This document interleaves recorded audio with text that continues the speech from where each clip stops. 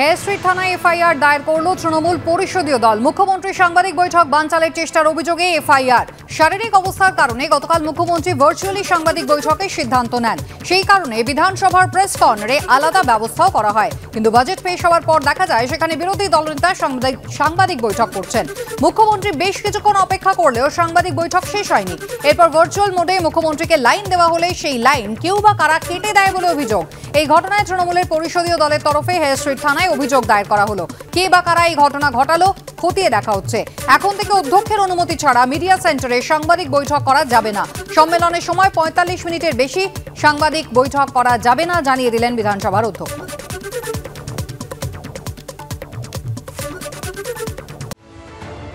ভোটের আগে রাজ্য বাজেটে মৎস্যজীবীদের জন্য সমুদ্র সাথী প্রকল্পের ঘোষণা করলেন অর্থমন্ত্রী চন্দ্রিমা ভট্টাচার্য। এই প্রকল্পে বছরে ২ মাস ৫,০০০ টাকা করে মৎস্যজীবীদের দেওয়া হবে।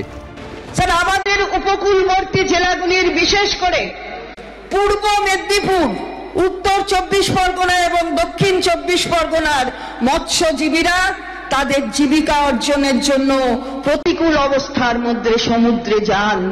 যেহেতু এপ্রিলের মাঝামাঝি থেকে জুন মাসের মাঝামাঝি পর্যন্ত এই ২ মাস মাছ ধরার ক্ষেত্রে নিষেধ থাকে, এই মৎস্যজীবীদের জীবিকা অর্জনে সমস্যা হয়ে থাকে।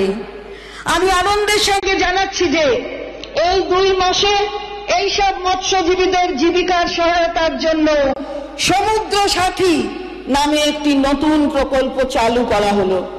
এর মাধ্যমে এই ৩টি জেলার প্রতিটি নথিভুক্ত মৎস্যজীবী প্রতি বছর এই ২ মাস প্রতি মাসে ৫,০০০ টাকা করে পাবে।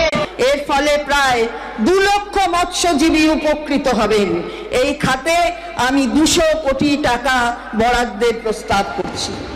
বাংলায় কয়েক লক্ষ মানুষ এই পেশার সঙ্গে যুক্ত। এতে প্রান্তিক মৎস্যজীবীদের সুবিধা হবে বলে দাবি মুখ্যমন্ত্রীর। যখন ২ মাস তারা সমুদ্রে যেতে পারেন না,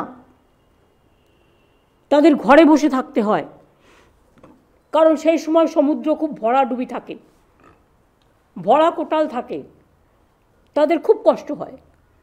আমাদের এরকম ৩ লক্ষ মৎস্যজীবী আছেন যারা অলরেডি রেজিস্টার্ড আছেন। ওই ২ মাসের জন্য আমরা প্রত্যেক মৎস্যজীবী পরিবারকে ৫,০০০ টাকা করে ২ মাস দেব। এই প্রজেক্টের নাম হচ্ছে সমুদ্র সাথী প্রজেক্ট। রাজ্যের নতুন প্রকল্প নিয়ে কি বলছেন মৎস্যজীবীরা? সরকার তো ভালোর জন্যই করছে এটা। এই যে ২ মাস বন্ধ থাকে, চালাতে পারছে না সংসার, কিন্তু এই ২ মাস বন্ধ থাকবে, সরকার যাতে এটা আমাদের দেয়, আমরা খুব উপকৃতই হব।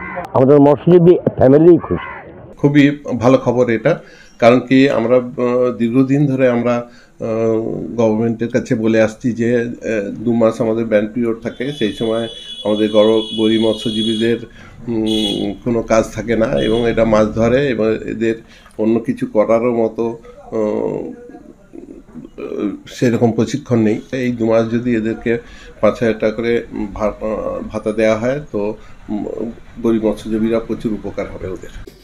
এবারের বাজেটে নদী সমুদ্রে যারা মাছ ধরতে যান সেই সমস্ত মৎস্যজীবীদের জন্য একটা ভাতার কথা ঘোষণা করা হয়েছে, যেটা একটা মৎস্যজীবী সংগঠনের সম্পাদক হিসাবে বা মৎস্যজীবীদের প্রতিনিধি হিসেবে আমি খুবই আনন্দিত।